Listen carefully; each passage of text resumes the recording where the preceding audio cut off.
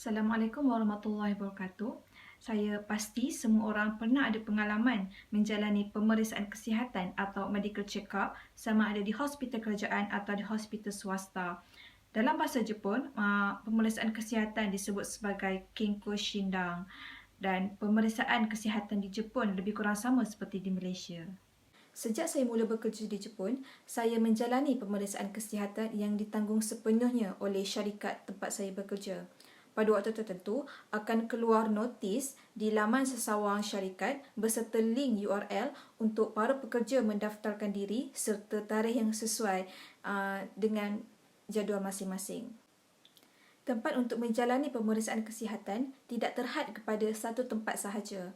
Para pekerja boleh memilih pusat pemeriksaan kesihatan yang berdekatan dengan rumah masing-masing. Pada 3 minggu yang lepas, saya berdaftar di link URL yang terdapat di laman sesawang syarikat. Kemudian saya mendapat surat daripada pusat pemeriksaan kesihatan yang saya pilih yang mempunyai beberapa borang yang perlu saya isi sebelum pergi untuk melakukan pemeriksaan kesihatan. Dalam borang tersebut, terdapat beberapa soalan yang perlu ditandakan tik. Sebagai contoh, medical history, subjective symptoms, specific medical examination questions dan sebagainya. Kemudian, sebelum pemeriksaan kesihatan, tidak dibenarkan untuk makan dan minum. Pada awal pagi, ketika perut masih kosong, saya perlu mengambil sampel air kencing sendiri di rumah dengan menggunakan urine sample container yang disediakan sekali dengan borang dan membawa sampel air kencing tersebut ke pusat pemeriksaan kesihatan. Apa yang berlaku seterusnya? Boleh tengok klip video selepas ini.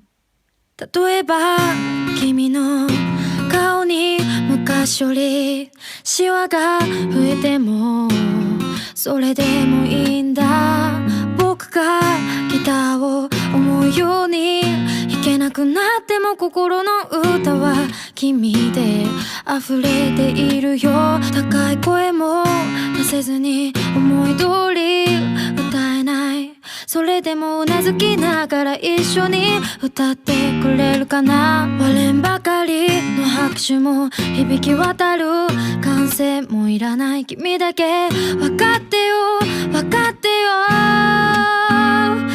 Pada musim COVID-19 ini, sebelum memasuki pusat pemeriksaan kesihatan, akan ada seorang staf yang mengambil suhu tubuh badan dan saya sendiri perlu menandatangani borang yang menyatakan saya bebas daripada simptom COVID-19 di pintu masuk pusat pemeriksaan kesihatan tersebut.